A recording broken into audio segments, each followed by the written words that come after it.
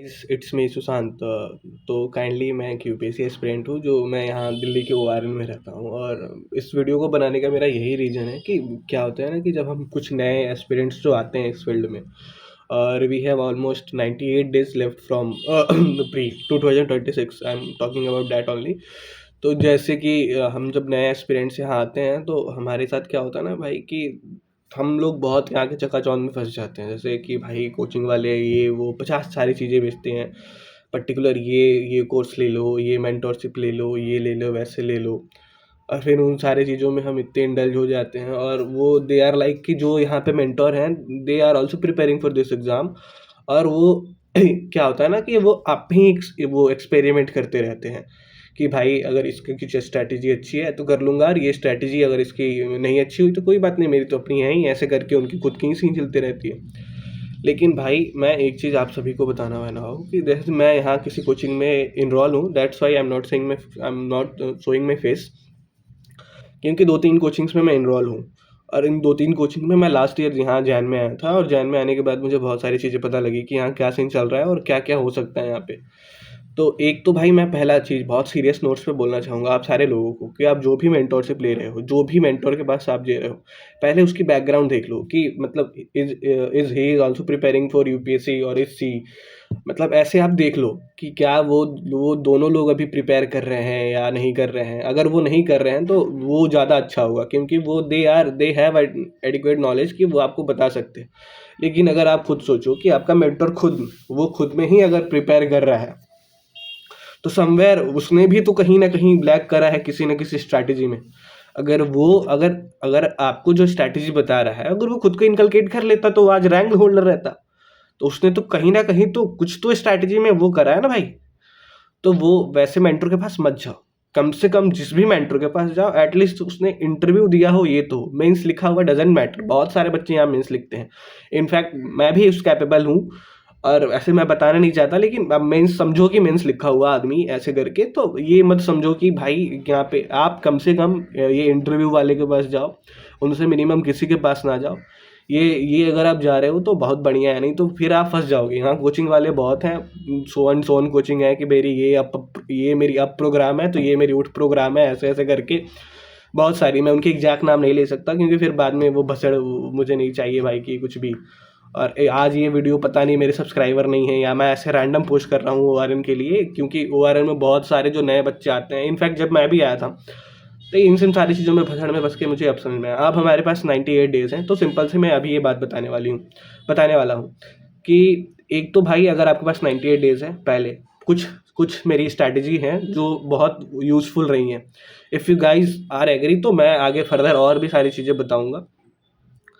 तो ये है कि अभी अगर आप सबसे पहला है, एक तो आप ऑल इंडिया मॉक्स दो। अगर जिनको 26 का ये पेपर देना है तो एक तो आप ऑल इंडिया मॉक्स दो, जितने हो रहे हैं उतने। तो अभी रिसेंट शायद इनसाइट आईएएस की होने वाली है, और इनसाइट आईएएस की शायद होने वाली है, और नेक्स्ट का अनुभव होता है, और वज्राम के अभ्यास अभ्यास सो एंड होते हैं, यहाँ होते ही रहता है।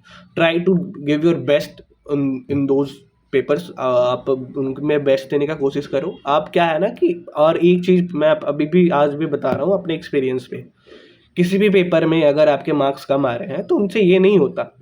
मेरे कुछ दोस्त भी रहे हैं जिनके मार्क्स पेपर में 30-35 आते थे, ये ऑल इंडिया वाले में, but they have qualified this exam. उन्होंने करा है इस एग्जाम को क्वालिफाई।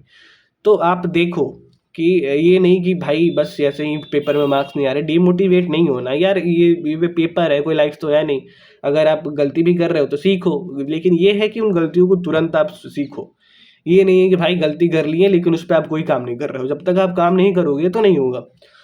तो अभी क्या है कि आज से हमारे पास ऑलमोस्ट 98 डेज़ हैं पेपर को। उनमें से आप अगर 8 डेज़ हटा दो, क्योंकि बहुत सारी चीज़ें हैं, होली हैं, ये है वो है, तबीयत खराब है आपकी, 90 डेज़ है, ऑलमोस्ट 90 डे, 3 मंथ। और आपने एक बार भी अगर सिलेबस पढ़ा है तो इट्स काइंड ऑफ डूएबल। ये नहीं, मैं आई विल नॉट से कि ये डूएबल नहीं है या ऐसे वैसे करके, इट्स डूएबल। लेकिन ये है कि अगर ये 90 दिन आप कंसिस्टेंट अगर 8 घंटे की दे रहे हो तो आपके पेपर तो हो जाने हैं। अगर 8 घंटे आप डेली दे रहे हो तो पेपर तो हो जाने हैं। लेकिन अगर आप 8 घंटे नहीं दे रहे हो तो थोड़ा समवेयर आप लैग कर रहे हो। लेकिन आप कंसिस्टेंट रहो, जो भी पढ़ो कंसिस्टेंट रहो। सबसे पहले you need to clear your basic notes.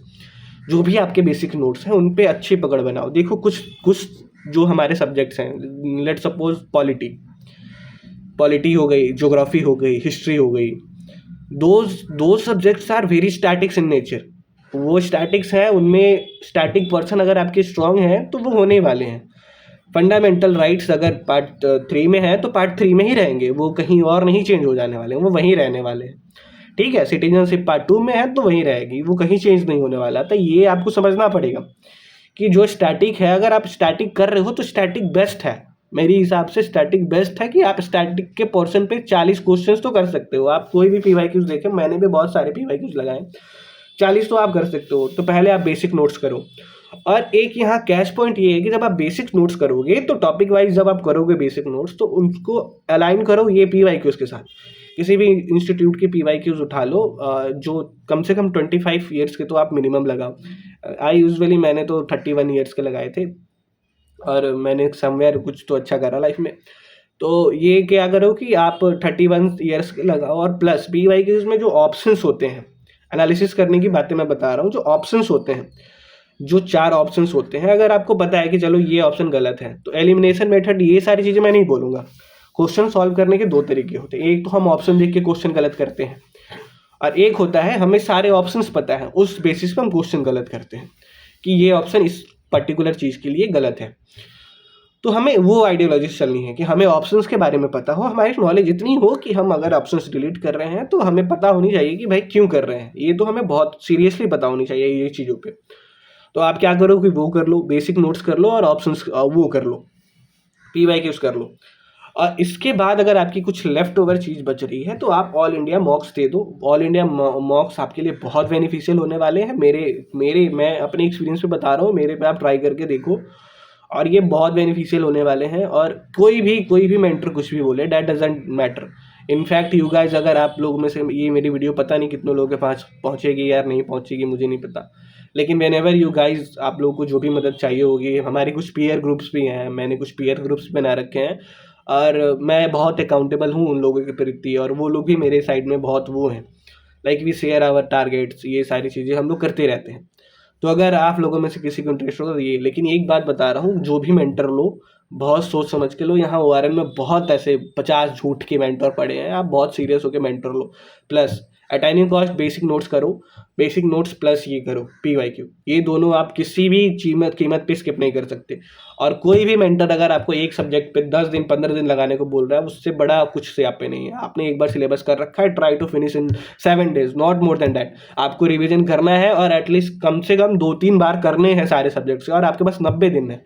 4 basics, जो 4 हमारे कोर सब्जेक्ट हैं उनकी आप करनी है, इकोनॉमी, हिस्ट्री, ज्योग्राफी, पॉलिटी, इनकी तो आपको करनी ही है। 4 तो आप करोगे ही करोगे, मिनिमम करोगे। तो अगर आप 7 दिन ही कर रहे हो तो फिर आपके पास है कि आप अपनी रिपीट रिवीजन कर लोगे। तो यही करो, इससे ज़्यादा मत करो, आपके पास 90 दिन है बस, ये आप जानो। ठीक है, तो ये आप करो, और बाकी कोई दिक्कत होगा तो आप कमेंट कर सकते हो, या जो भी है, I be always available for you guys. आप जब भी करो मैं अवेलेबल हूँ। चलो, tata bye, see you guys.